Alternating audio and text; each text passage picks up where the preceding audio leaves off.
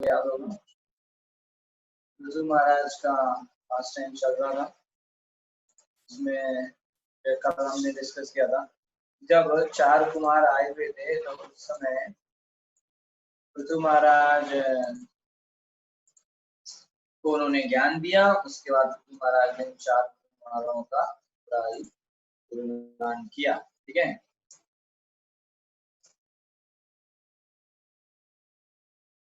तो उसके बाद 4 कुमार चले गए।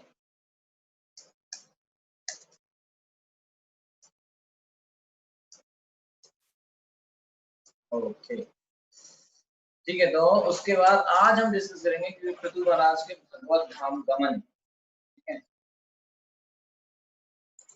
तो आप लोगों को फाइल शायद नहीं मिला होगा। जिसके पास किताब है वो तो किताब से पढ़ सकते हैं 23वां अध्याय, और जिनके पास किताब नहीं है उनके लिए मैं जो है सॉफ्ट कॉपी ग्रुप में डाल देता हूँ, आप लोग ग्रुप से ले सकते हैं।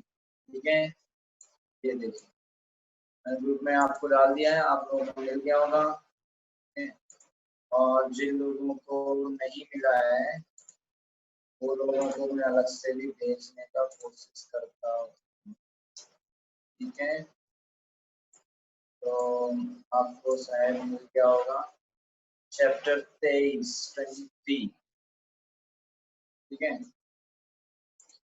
मिल गया है क्या? कोई मेरे को कंफर्म करेगा मैसेज देके?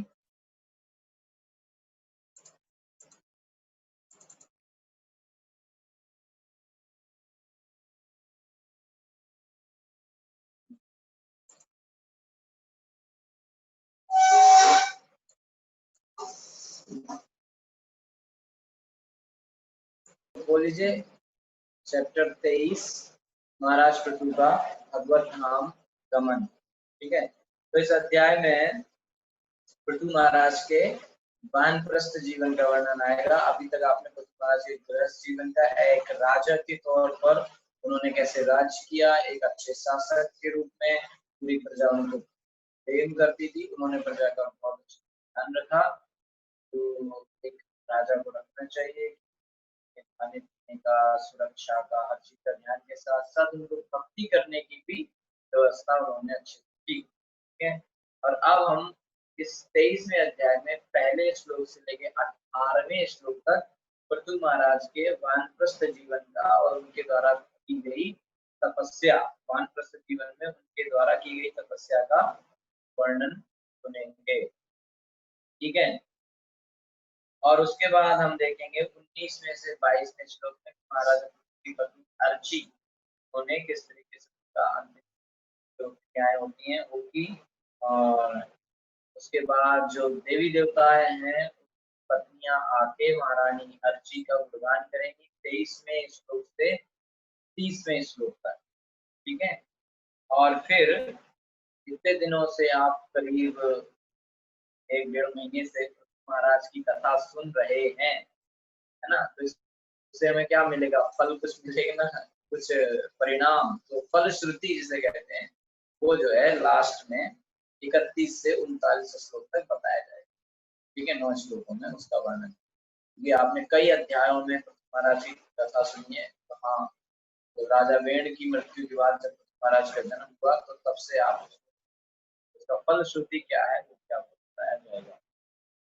ठीक है, तो इस तरीके से हम लोग 23वें अध्याय का प्रथम पढ़ते हैं। ठीक है, मैत्रेय उवाच दृष्ट्वात्मानं प्रभस्मे कदा वेज्ञा आत्मवान् आत्मना वर्धिताशेष स्वान् सर्गा प्रजापतिः। तो 1 2 3 तीन श्लोक प्रभुपाद जी ने साथ साथ दिए हैं। जगतस्तस्तुश्चापि वृत्तितो धर्मवृत्सताम् निष्पादितेश्वरादेशो यदर्थं यजज्ञिवान् आत्मजैष्वात्मजाम्यस्य विरहार्धुदतीम इव प्रजासु विम्ना स्वेका सदा रोगात्तपोवनम्। मैत्रेय उवाच, मैत्रेय ऋषि ने कहा, दृष्टवा देखकर आत्मा नाम शरीर की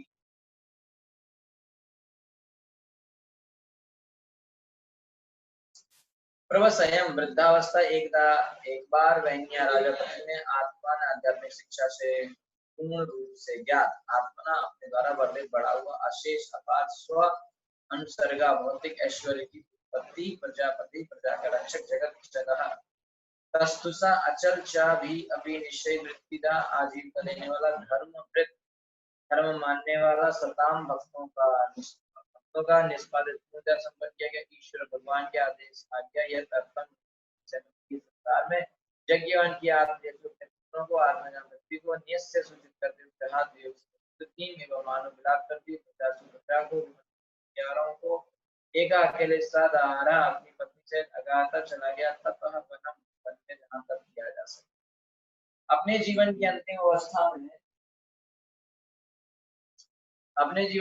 अवस्था में जब महाराज पृथु ने देखा कि मैं वृद्ध हो चला हूँ। आप इनकी परंपरा में देखिए, आप बहुत पहले से कथा सुन रहे हैं। महाराजा उत्तानपाद मनु, उनके बेटे उत्तानपाद, ध्रुव और फिर इस तरह सारे राजा एक समय बाद जो है अपना देखते हैं कि अभी समय हो गया है तो अपने राजपाट आगे देते हैं और खुद जंगल में जाते हैं भगवान भक्ति। इतना ऊंचा खानदान है, सभी लोग इसमें भक्ति करते हैं, इतना महान है, ठीक है। हर व्यक्ति इसमें भक्ति करता है, ठीक है।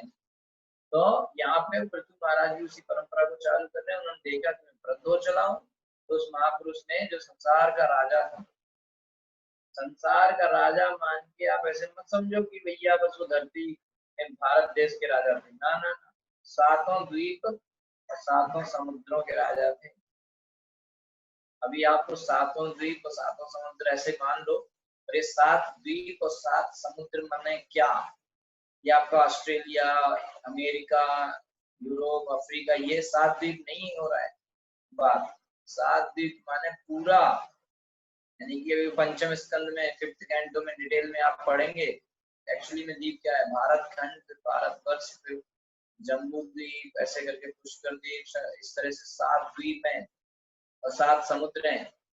एक खारे पानी का, फिर जैसे दूध का, शरबत का, है ना, दही का समुद्र है। इस तरीके से जो 7 समुद्र और 7 द्वीप हैं, उस सभी के राजा थे पृथु महाराज। तो जो सारे संसार का भूमंडल के जो राजा थे, अपने द्वारा संचित सारे ऐश्वर्य सब सबको जड़ तथा जंगम जीवों बांट दिया, सबको उन्होंने बांट दिया जीवात्माओं में, और उन्होंने प्रत्येक व्यक्ति के लिए धार्मिक के अनुसार आजीविका की व्यवस्था कर दी, और भगवान के आदेशों का पालन करके उनकी पूर्ण सहमति से उन्होंने अपने स्वरूप दिया। तब महाराज पृथु अपनी प्रजा को जो राजा के वियोग के कारण विलग रही थी, त्याग कर तपस्या करने से चले गए, ठीक है। तो जो उनके पुत्र थे तो उन्होंने अपना राजपाट सौंप के और वो अपना जंगल की तरफ चले, ठीक है।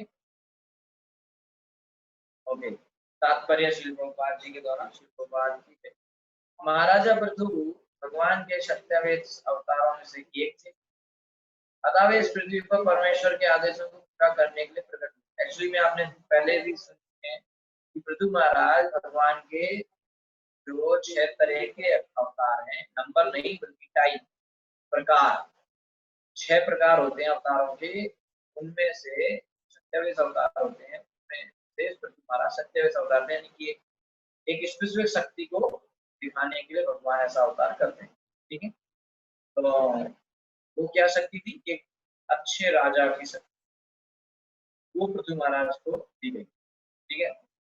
27 अवतार माने एक जीवात्मा को भगवान अपनी स्पेसिफिक एक विशेष शक्ति दे देते हैं और वो काम करते हैं। पृथु महाराज को एक अच्छे शासक वाली शक्ति दी गई, इसलिए 27 अवतार कहते हैं। इस तरीके से व्यास देव को लिटरेरी पावर, यानी कि शास्त्र लिखने की शक्ति दी गई, ठीक है। इसलिए व्यास देव भी क्या हुए? भगवान के 27 अवतार, ठीक है। तो जैसा कि भगवद गीता में कहा गया है कि परमेश्वर समस्त लोगों के स्वामी हैं, और वे ये देखने के लिए उत्सुक रहते हैं कि प्रत्येक लोक के वासी सुख लोग रहते अपने अपने काम करते रहे। जो ही कर्मों के पालन में कोई विषमता आने लगती है, कहीं भगवान का प्रकट होते हैं, जिसकी पुष्टि भगवद गीता में इस प्रकार यदा यादा धर्मस्य ग्लानिर्भवति भारत। जब भी गड़बड़ होती है भगवान आ जाते हैं या अपने किसी भक्त को भेज देते हैं। चूंकि राजा वेन के शासन काल में अनेक विषमता आ गई। पृथ्वी महाराज के जो फादर थे, पिता थे राजा वेन, उन्होंने काफी समस्याएं की थी, क्योंकि वो कहते थे ये सब यज्ञ हवन मत करो, मेरा निर्देश करो, वो सब बंद करवा दिए थे ब्राह्मणों के काम, पूजा पाठ। अतः भगवान ने अपने सबसे विश्वासपात भक्त महाराज पृथु को सब कुछ ठीक करने के लिए भेजा था। तो जो कुछ गड़बड़ राजा वेन ने करी उस सबको ठीक करने के लिए भगवान ने राजा पृथु को भेजा। फलता भगवान के आदेशों को पूरा करने तथा संसार के मामलों को तय करने पर महाराज कार्य करना चाह रहे। तो जो उनकी ड्यूटी थी वो उन्होंने अपनी कर दी। अब वो सोचते मैं इससे निवृत्ति से छूट जाऊं। ठीक है, उनका प्रशासन आदर्श था, आदर्श राजा थे, और आपने देखा पिछले अध्याय में वर्णन आया किस तरह से वो एक बहुत ही अच्छे आदर्श राजा थे, और अब उनका कार्य मुक्ति काल भी आदर्श होना था। तो एक अच्छे राजा के हिसाब से उन्होंने राजपाट तो अच्छे से किया, लेकिन पेंशन लेना यानी कि अपने काम को छोड़ना, कार्य मुक्ति लेना, वो भी एक आदर्श राजा जैसा होना चाहिए। नहीं, राइट टाइम पे सब काम छोड़ देना चाहिए और अगली पीढ़ी को दे देना चाहिए, यानी कि बुढ़ापे तक पकड़ के बैठे ऐसा। इसलिए उन्होंने अपनी सारी संपत्ति अपने पुत्रों में बांट दी और उन्हें संसार का शासन करने के लिए नियुक्त कर दिया। ठीक है, पिछले वीक बताया गया कि उन्होंने सब कुछ अपने पुत्र में बांट दिया। तो पृथ्वी को उन्होंने अपनी पुत्री के रूप में माना था, इसलिए पृथु से शब्द आया पृथ्वी। ठीक है, फिर वे अपनी पत्नी सहित वन को चले गए। इस संबंध में ये महत्वपूर्ण बात है कि कहा जाता है कि महाराज पृथु अकेले बन गए और फिर भी अपने साथ अपनी पत्नी को भी लेते गए। वैदिक नियमों के अनुसार गृहस्थ जीवन का परित्याग करने पर मनुष्य अपने साथ अपनी पत्नी को ले जा सकता है, क्योंकि पति तथा पत्नी एक इकाई माने जाते हैं। पति पत्नी में कुछ अलग नहीं है, एक ही होते हैं। तो जब वो घर छोड़े तो अपनी पत्नी को साथ लेके जा सकता है। इस प्रकार दोनों मोक्ष के लिए साथ साथ तपस्या कर सकते हैं जंगल में। ठीक है, अपने बच्चों को सब कुछ छोड़ देना चाहिए, दे देना चाहिए, और अपना सब छोड़ के भगवान का भजन में पति पत्नी लगे रहेंगे। ठीक है, महाराज आजकल क्या करते हैं लोग, बच्चों को छोड़ते ही नहीं। बच्चे के बच्चे हो गए तब भी नहीं छोड़ते, उनके बच्चे हो जाते तब भी वही घर में ही बने रहते। उठने होने तक भी पहले बच्चे क्या सेवा, फिर उसके बच्चों की सेवा, फिर कुछ लोग सोचते उनके बच्चे हो जाए तब मरे। तो ऐसे करते करते कभी छुटकारा नहीं मिलेगा। इसलिए राइट टाइम आने पे छोड़ के भगवान की भक्ति करनी चाहिए। ठीक है, इसलिए महाराजा पृथु ने एक आदर्श राजा और जो एक आदर्श व्यक्ति थे, इसी मार्ग का अनुसरण किया, और यही वैदिक सभ्यता की थी। मनुष्य को अंत काल तक घर पर नहीं रहना चाहिए, बल्कि उपयुक्त समय आने पर पारिवारिक जीवन से अलग होकर भगवान के नाम वापस जाने की तैयारी करनी चाहिए। ईश्वर के सक्तावेश अवतार होने के कारण महाराज को जो कुंठ से आए भगवत नाम जाना निश्चित था। वैसे तो सक्तावेश अवतार थे, तो उनके कोई ये नहीं था कि वो भगवान के नाम जाएंगे कि नहीं जाएंगे, तो वो आए ही वहां से, तो जाएंगे। तो भी सभी प्रकार से आदर्श प्रस्तुत करने पर, लेकिन वो एक हर चीज आदर्श दिखाने के लिए आए थे, तो उन्होंने तपस्या भी करके बताया कि जो सब लोग को तपस्या भी करनी चाहिए जीवन के अंत। तो ऐसा प्रतीत होता है कि उन दिनों गृह त्याग के बाद तपस्या करने के अनेक तपोवन हुआ करते थे जंगल, वहां पे अक्सर लोग जाते थे, सभी लोग अक्सर। ये नॉर्मल बात थी उस समय, ये नॉर्मल बात थी कि आदमी एक समय के बाद, जैसे शास्त्र होता है 50 साल उम्र होने के बाद नॉर्मल था कि वो अपने जंगल में जाएगा भगवान का भजन, क्योंकि उसको पता है कि मेरा जीवन का उद्देश्य है भगवान के धाम वापस। तो नॉर्मल बात थी। ठीक है, इसलिए लोग उस समय जो कुछ करते थे वो इस बात को ध्यान में रखते हुए करते थे कि हमारे जीवन का वो लक्ष्य है भगवान के नाम वापस, ये हमारे जीवन का लक्ष्य। क्योंकि जब लक्ष्य ही हमें नहीं पता होगा तो हम जो भी काम करेंगे वो गड़बड़ होगा। जैसे आप रेलवे स्टेशन गए तो आपको पता ही नहीं हम जाना कहाँ है, तो कौन सी ट्रेन में बैठेंगे, समझ है कि नहीं? तो लक्ष्य पहले पता होना चाहिए। अब कई लोगों को पता है भाई हमारे जीवन का लक्ष्य है खाओ पियो मौज करो, तो अपना खा पी रहे हैं, मौज कर रहे हैं, एक दिन मर जाएंगे, बात खत्म। ठीक है, तो वो हर चीज जीवन में कैसे करेगा, कहाँ पे ज्यादा खाना पीना, इंद्रिय भोग कहाँ ज्यादा है, वैसा काम करेगा। लेकिन जिसको पता है कि जीवन का लक्ष्य भगवान की प्राप्ति है, भगवत धाम जाना, तो वैसे काम करेगा। ठीक है, तो वो जैसे घर लेगा, 10 बार सोचेगा कि इस जगह पे घर लेने से मेरी भक्ति पर क्या होगा, है ना। तो शादी करेगा तो वो सोच के करेगा कि भैया ये आदमी से मैं शादी कर रहा हूँ या कर रही हूँ, तो इससे शादी करने का मेरी भक्ति को क्या होगा।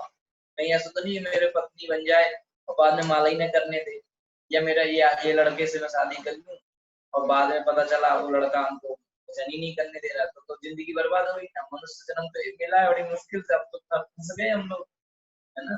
तो इसलिए वो व्यक्ति को लक्ष्य क्लियर होना चाहिए, तो ये मेरा लक्ष्य है भगवान की धाम में जाना, तो कहाँ रहना है, कौन सी नौकरी करनी है, किन किन दोस्तों के साथ घूमना है, क्या खाना है, क्या पहनना है, किससे शादी करनी, क्या हर चीज जब वो चॉइसेस, यानी जब वो अपने जीवन में कोई नया निर्णय लेता है, तो वो किस बात को सबसे ज्यादा महत्व देता है कि मेरी बुद्धि को क्या प्रभाव पड़े, इस बात को ध्यान में रख के वो हर चीज का डिसीजन। मान लो आपका ट्रांसफर हो रहा है, तो आप इसको सोचोगे, प्रमोशन ले रहे हो तो सोचोगे कि मेरे भक्ति में क्या होगा। मान लो कोई आपका बॉस कह रहा है प्रमोशन आपको दे रहे हैं, आपको सैलरी डबल हो जाएगा, लेकिन एक है कि आपको प्रमोशन मिलेगा तो ट्रांसफर भी मिलेगा, क्योंकि ये जगह पे तो वो पोस्ट ऑलरेडी भरी है, दूसरी जगह खाली है, वहां पे आप चले जाओ। तो आपने कहा कौन सी जगह है, बोले वो जगह है पता नहीं कहाँ दूर, वहां पे कोई मंदिर नहीं, कोई भक्त नहीं, कोई प्रसाद भी नहीं मिलेगा आपको। अब आप जीवन में बड़ा कठिन समस्या आ गई, सैलरी तो हो रही है डबल, प्रमोशन मिल रहा है, पावर मिल रही है, सब लोग सलाम करेंगे, है कि नहीं, लेकिन भक्त नहीं मिलेंगे, तो अब लें कि ना लें, ये है। यहाँ पे आ जाता है हम कितना कृष्ण को पसंद करते हैं और कितना हम माया को पसंद करते हैं। तो हमें जहाँ हमने ऐसी स्थिति में हमको भक्ति को महत्व देना चाहिए, भले वो पैसा कम मिले, तो फिर कृष्ण कहेंगे ये है मेरा असली भक्त, इसने मेरे लिए अपना प्रमोशन छोड़ दिया, डबल सैलरी छोड़ दी, ये है अपना आदमी। भगवान के भक्त से इसलिए पूछ के सब काम करना चाहिए, इसलिए हमारे जीवन में गुरु का महत्व है। एक व्यक्ति, एक आध्यात्मिक व्यक्ति हमारे जीवन में होना चाहिए हमेशा, जिससे हर चीज पूछ सके भाई ऐसा ऐसा है, हम क्या करें। क्योंकि आप किसी दूसरे आदमी से पूछेंगे तो वो तो बहुत ही विचार है, तो वो तो सोचेगा इसको फंसाओ ताकि अपना कुछ फायदा निकले, सही है।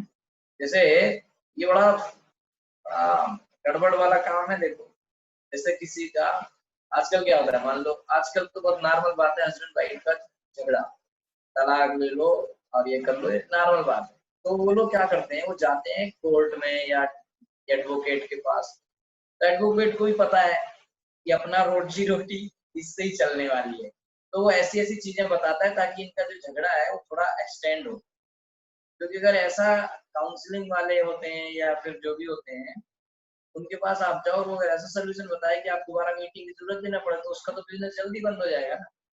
तो वो जानबूझ के आपको ऐसी चीजें बताएगा ताकि वो केस और खींचे, ताकि उसकी जो पेमेंट है वो ज्यादा बने। अच्छा, ऐसे ही आप अगर आप डॉक्टर के पास जाओ आजकल, तो मैंने सुना जनरली आजकल क्या है ना, अगर डिलीवरी होनी है, नॉर्मल भी हो सकती है, तो भी डॉक्टर कहते नहीं आप जी आप वो कराओ, ऑपरेशन कराओ, सर्जरी कराओ, क्योंकि सर्जरी होगी तो ज्यादा पैसा बनेगा, है ना। तो ये भौतिक लोग हैं एक्चुअली में।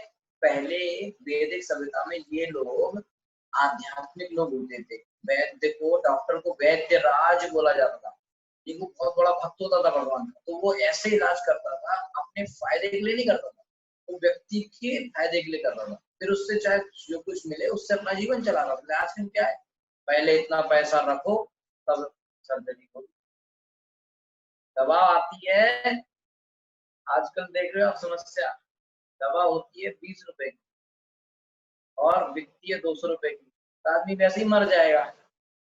ये भौतिक चीजें, भौतिक विकास हो रहा है, लेकिन ये आध्यात्मिक ज्ञान भगवद गीता, श्रीमद् भागवतम, इसका ज्ञान ना होने की वजह से क्या हो रहा है कि जो रक्षक है वही भक्षक बन रहा है, यानी जो हमारी रक्षा करने वाले हैं वो हमें ही खा रहे हैं। ठीक है ना। लड़की अपना सब कुछ छोड़ के पति के घर आती है कि आगे से ये हमारी रक्षा करेंगे, और पति होता है आजकल उसको ही खा लेता है, तू दहेज ला, तू ये ला, तू वो ला, ऐसा रहता है। तो वो सोचती है यार मैं तो यहाँ आई थी शेल्टर के लिए, आश्रय, पति के घर में सुखी रहूंगी, यहाँ तो और कष्ट हो रहे हैं। उल्टा हो रहा है। आप जब पुलिस, आजकल जैसे किसी घर में चोरी हो जाए, किसी का कुछ नुकसान हो जाए, तो वो पुलिस के पास जाने से डरता है, क्योंकि जितना चोर नुकसान करके गया तो गया भी पुलिस आगे करेगी। एफआईआर लिखवाओ तो पुलिस को पैसा, एफआईआर की कॉपी चाहिए तो पुलिस को पैसा, है ना। हर चीज तो अभी तो ऑलरेडी चोरी हो गई, इतना नुकसान हो गया, अब और खर्चा करो, गारंटी कोई है नहीं कि चीज वापस मिलेगी। तो पुलिस को सैलरी मिल रही है हमारी मदद करने के लिए, लेकिन नहीं, वो अलग से लेगी हमसे पैसे, समझ में आ रहा है। तो डॉक्टर को भी जो है उसका धर्म है कि वो इलाज करे, पैसा मिले बात की बात है, इलाज करे। विद्या, जो ज्ञान उसको मिला है उसका सम्मान, उसकी बेइज्जती है अगर वो पैसे के लिए कर रहा है। ऐसा ही टीचर, टीचर क्या करते हैं आजकल, पहले फीस बाद में पढ़ाई, फीस नहीं तो पढ़ाई नहीं।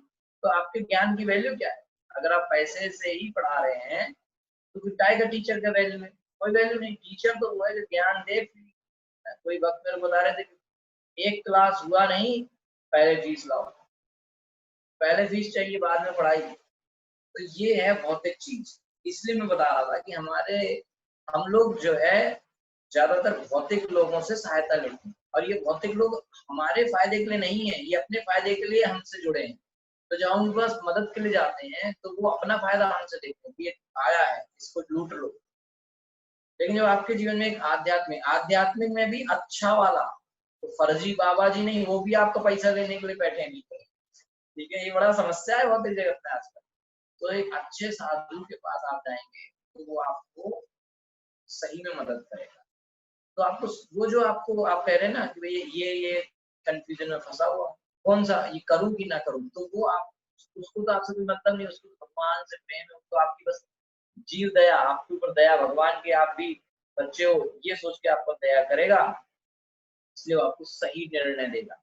आप आओ उसके पास दोबारा, चाहे मत आओ, पैसा दो चाहे मत दो, वो तो आपको सही डिसीजन देगा, क्योंकि ये उसने अपना ईमान नहीं बेचा है। भगवान क्या मुंह दिखाना है। भगवान का भक्त है तो हृदय उसका शुद्ध है, हरिनाम का जप करता है, हृदय शुद्ध है, तो अपने आप वो दूसरों को धोखा नहीं देता है। इस तरीके से हमारे जीवन में एक आध्यात्मिक व्यक्ति हो बहुत जरूरी है, जिससे हम हर चीज को पूछते रहें और उसको पूछ पूछ के करें। अब दूसरा क्या है, कई लोग पूछते तो हैं करते नहीं, ये एक और बड़ी समस्या है।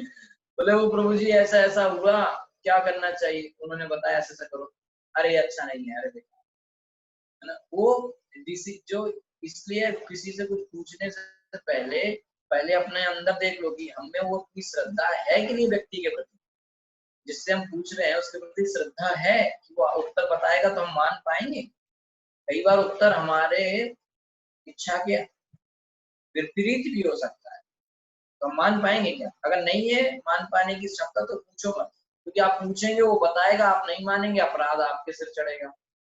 ये और बड़ी समस्या है। कई लोग कहते हैं हम क्या करें, कई कहते हैं हमारे बच्चे का नाम तो आप ही रखेंगे। उसने बेचारे को ने तो उससे मतलब ही नहीं, वो तो जबरदस्ती आप पीछे पड़े तो वो नाम बताएगा, फिर आए अच्छा नहीं लगा, अरे इसको नहीं करेंगे, दूसरे के यहाँ जाओगे। तो इससे अपराध लगता है हमारे को। ठीक है, इसलिए जिससे हम प्रश्न पूछें, आध्यात्मिक सलाह लें, तो उससे पहले श्रद्धा होना चाहिए, क्योंकि आप पैसे का खेलते हैं नहीं कि भैया फीस दो और काम बनाओ, ऐसा है नहीं। वो तो दया कर रहा है आपके ऊपर, अपना समय ले रहा है, आपको समय दे रहा है। तो अगर आप में श्रद्धा है उस व्यक्ति के प्रति कि ये हाँ ये हमको सही दे सकता, तभी पूछो, नहीं तो मत पूछो, कोई जरूर नहीं है। जो असली भक्त है वो, उसको कोई टेंशन नहीं है कि 10 आएंगे 100 आएंगे कोई ना आए, क्योंकि वो 100 आएंगे तो ठीक है, कोई नहीं आएगा तो ठीक है, दोनों में पसंद, क्योंकि वो आप पे निर्भर नहीं है ना, वो भगवान पे निर्भर है। लेकिन जो भक्त असली भक्त नहीं है, उसको लगेगा लोग कम आएंगे तो अपना पेट कैसे भरेगा, क्योंकि उसको भगवान पे तो विश्वास है नहीं। तो लोगों को विश्वास रखता है कि लोग आएंगे, बिजनेस चलेगा तो हमारा पेट भरेगा, है ना। इसलिए जो असली भक्त है वो, उसको पता है कृष्ण देंगे, बस हमको दूसरों की सेवा करनी है, क्योंकि सब लोग कृष्ण के बच्चे, समझा। तो आगे प्रभुपाद जी कह रहे हैं कि उस समय ऐसा होता था कि गृह त्याग के बाद लोग तपोवन में जाते थे, दरअसल भगवान की शरण ग्रहण करने के लिए प्रत्येक व्यक्ति को तपोवन में जाना अनिवार्य हुआ करता था, क्योंकि पारिवारिक जीवन से विरक्त होना और साथ ही घर में रहना अत्यंत कठिन होता है। अब ऐसा कि घर में रहो और विरक्ति ले लो, थोड़ा मुश्किल है ना भाई। आप माला करने की कोशिश कर रहे हो और हर चीज घर में चल रही है, लड़ाई झगड़े, बच्चे, छोटे छोटे बच्चे सब हंस रहे हैं, खेल रहे हैं, तो फिर मुंह तो जुड़ा रहेगा ना। इसलिए पुराने लोग क्या करते थे, जंगल में चले जाते थे, किसी को देखना नहीं। और उस समय तो जियो नहीं था, ना तो रिलायंस था, ना जियो था, ना नोकिया, ना सैमसंग, ये तो था नहीं। एक बार जंगल गया तो गया, फिर कोई कनेक्शन नहीं कि कौन से जंगल में रह रहे हो, कौन से अपार्टमेंट में रह रहे हो, आ जाए बर्थडे है, बर्थडे के लिए आ जाओ। गया तो गया, उसकी इच्छा हुई तो कभी एक आध बार आ जाएगा, नहीं तो गया वहीं से वो लोग घूमते घूमते वो लोग। तो उसमें क्या है, कोई टेंशन नहीं रहती थी, और धीरे धीरे वो आदत से हो जाता था। तो मरने से पहले वो अटैचमेंट लगभग खत्म हो जाते थे मोह परिवार से। तो जब व्यक्ति मरता था तो मोह नहीं रहता था, तो भगवान के धाम जाने के चांस बढ़ जाते थे। अभी क्या है, मरते दम तक, अंतिम समय तक वो वहीं पड़ा रहता है घर के अंदर, वही माँ बेटी भाई बहन बच्चे सब वहीं रहते हैं। उनको देख देख के और मोह बढ़ता है, वो तुम्हें देख देख के रोते हैं और मोह बढ़ता है, तो आदमी उनको छोड़ ही नहीं पाता। तो अगले जन्म में उसी घर में कुत्ता बिल्ली बन के पैदा हो जाता है कि नहीं। तो क्योंकि मोह था, जैसा आप अंतिम समय में सोचो तो वैसा होगा। इसलिए पुराने जमाने में लोग जो है बीच बीच में दो दो महीने एक दो महीने की तीर्थ यात्रा में जाते थे। तीर्थ यात्रा में जाने से क्या है, मरने की प्रैक्टिस करते थे। मरने की प्रैक्टिस करने का मतलब नहीं कि पहाड़ से कूद कूद के प्रैक्टिस करते हैं कि मर के देखना ना। मरने के बाद वैसे भी परिवार, घर गृहस्थी, पत्नी बच्चों को सबको छोड़ तो देना, ये बात तो सत्य है। तो वो लोग क्या करते थे, 1 महीने चले गए तीर्थ यात्रा, 2 महीने चले गए तीर्थ यात्रा, तो 2 महीने कोई कनेक्शन नहीं, तो एक तरीके से मर गए परिवार वालों के। भाई उसने रोटी खाई नहीं खाई, दाल खाई नहीं खाई, क्या फर्क पड़ता है। आप तो भगवान के धाम में हो, तीर्थ में हो, और परिवार वाले अपने घर में है, तो ना परिवार वालों को पता है कि हमारे पिताजी क्या कर रहे हैं, ठीक है, और ना उनको पता है कि हमारे बच्चे क्या कर रहे हैं, ठीक है। तो 2 महीने बाद लौटता था, तो 2 महीने के लिए कम से कम मरा मरे जैसा ही है, कुछ पता तो है नहीं।